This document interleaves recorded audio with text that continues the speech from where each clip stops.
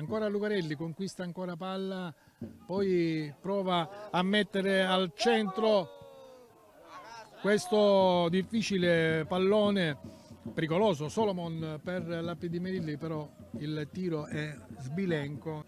Lo giudice, ancora lo giudice, mette al centro stavolta Diouf, praticamente si lancia, ecco.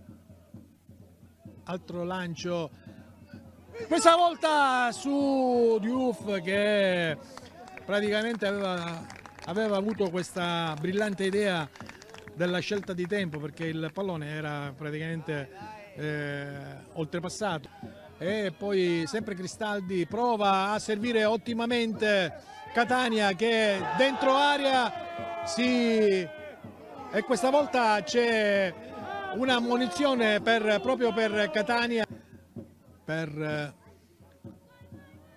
il numero 11 Catania, limite dell'area.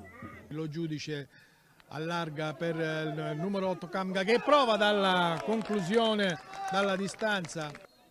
Battuta di Cristaldi al centro, testa di Diouf che non colpisce di testa ma non centra il bersaglio. Calcio di punizione e di calcio d'angolo, scusate, e poi c'è questo intervento solitario, prova a mettere al centro, ci riesce, poi una ghiotta occasione per Catania che in acrobazia aveva tentato.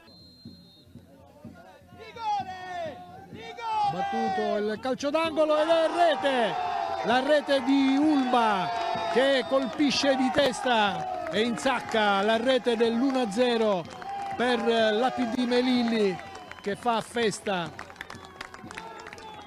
Ulma, capitano dell'APD Melilli, giocatore esperto, di grande esperienza. Sulla palla Bossa e Cocimano. E Arcidiacono, attenzione, è stato servito molto bene, battuto